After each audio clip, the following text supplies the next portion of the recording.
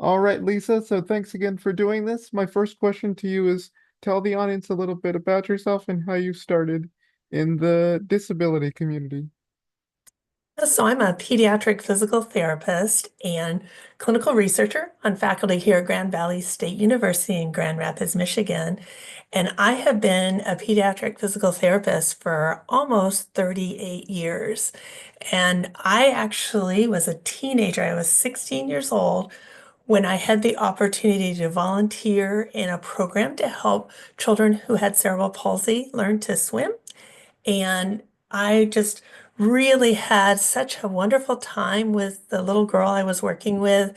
She was so joyful and brought such, spirit and presence to everything that we worked on, even though she was only 18 months old. And from that point, I really wanted to um, work in populations that needed some help in terms of rehabilitation because I knew I wanted to go into a rehabilitation field. So I pursued physical therapy, and that's how I all got started. Mm-hmm. Yeah, I can relate because I also did aquatic therapy for quite a while, but since then I've kind of stopped that. I've been doing other things. So yeah. Yeah. So my second question is tell me a little bit about the work that you do in your current role. Right. So, in addition to teaching in our physical therapy program, I am one of the co-coordinators of the Grand Valley Mobility Project, and we focus primarily on providing power mobility access and use for children and young adults who are not typically considered to be candidates for power mobility use, either because of the severity of their disability physically or because of their cognitive impairments that coexist or anything else in there, or maybe even their age. We start working with children as young as 5 months of age, and we work all the way up to 26, because here in Michigan, our special education services go to 26. And we've also been known to work with graduates of our program beyond age 26. Oh, that's cool.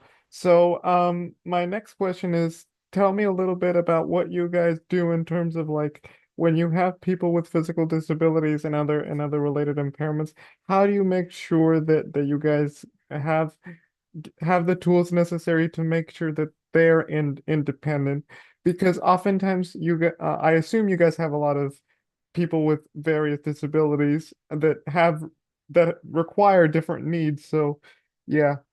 Yeah, certainly there's so much technology out there, right? It's just such a wonderful time to be in rehabilitation because of all the different technologies and the opportunity to also work with people from the community. Um, my children who I work with who have cerebral palsy, their families, and others who can help us to design and build new devices and even personalized devices for some of our children as part of our engineering program here at Grand Valley State University, often for a class project. The engineer that I work with will work on building a specific piece of equipment or maybe a larger piece of equipment for um, use in one of our research projects. For example, right now we're working on a device that's going to help little ones, so children, probably 6 months and up, to be able to have the opportunity to either use their hands on some wheels if they are able to use their hands that way, or drive and using a motorized version of the device. And we're striving to make those available in an open access method so that the plans will be out there so that do-it-yourselfers in the world will be able to take those plans and use them to help other people in their own communities. Mm-hmm. So, like on that point, like when you sort of create, certain types of devices, how do you make sure that that particular device really can adapt to a person's needs? Yeah, that's a really great point. So work with people who are actually going to be the end users of the device. So we talk with children who have cerebral palsy or muscular dystrophy or spina muscular atrophy or spina bifida, whatever diagnosis that we might be trying to focus on, or maybe we're focusing broadly on a wider range of diagnoses and are looking more at function and mobility.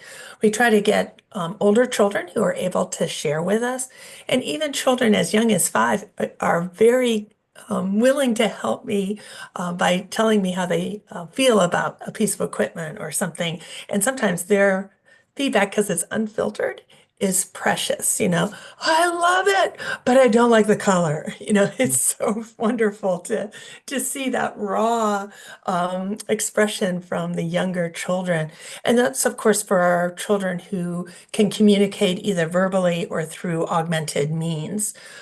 We also, because many of the children who are using these devices are not using them just in their own silo. They're using them within the context of the family. So we work with parents, we work with siblings, and to try to get everyone involved to see what's going to best meet the children's needs, and then also help meet the greater needs of the family as a whole. Because if we don't look at that aspect of things, I feel that we are at risk for having equipment abandonment when we're not looking at the whole family as well as the whole child. So we have the nuclear part of what we're looking at is the child, but then we have to consider the rest of the child's environment, which is their family, their parents, their siblings, their grandparents that are living with them or spending a lot of time with them. So we really try to get a lot of information from folks who really have a stake in that individual child's life, as well as trying to hear the voice of the child. I think that that's really important whenever we're able to hear the voice, whether it's an electronic voice that's generated through an augmentative communication device or their physical voice. We want to hear from the children because they're the ones that we work for. Mm-hmm. My next question is, what has the research and data shown on like if someone uses a device, how does that improve their sort of not just their ability to sort of how do I want to put this? Their ability to process and understand things and kind of do tasks a certain way, because you're a Mhm. professor and you obviously um really look at data and research. So I'm wondering what you can say from your that perspective, from the academia Yeah. part of it. Yeah, thanks for that opportunity. So we've had some really great opportunities to be involved in some multi-site projects, as well as some projects that we're leading here at the university here in Grand Rapids. But I think one of the projects that I'm particularly proud of is a project I did with collaboration with rather, not from, with folks from the University of Washington, Seattle, and folks from Oregon State University. And what we did was we looked at trialing 2 different mobility devices for young children with have cerebral palsy, so children who are 12 months to about 32 months of age. And the children and families got to use the devices for 8 weeks each. And so we randomized which device they started with, but they used one device for 8 weeks and then another device. And we did testing in between and beginning and end. And what we saw was this remarkable improvement, no matter what device was used, in overall global development for their children. So their scores on developmental tests went up in motor, gross motor, fine motor, receptive language, expressive language, cognition, self-help, all of these things, and provide opportunities also for participation for these children and families and family and community life.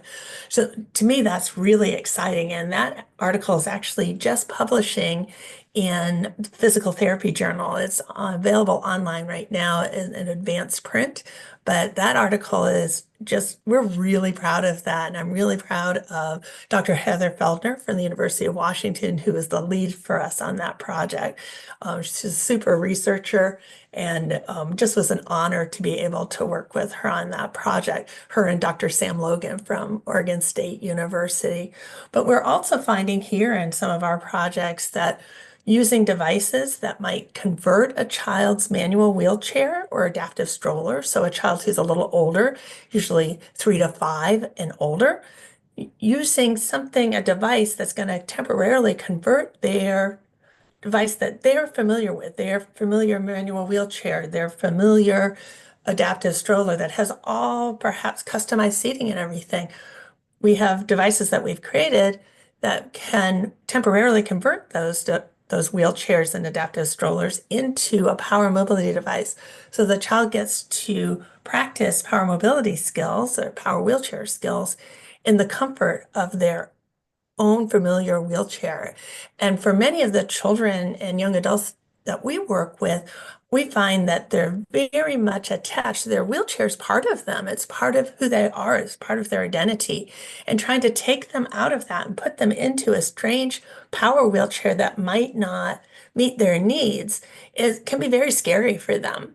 And by making this device that will temporarily convert the child's own manual wheelchair or adaptive stroller into a power wheelchair for training purposes, that can really make a difference for a lot of children in feeling safe and secure while they are practicing their power wheelchair skills. We also use a process-based approach to helping children learn how to use different mobility devices.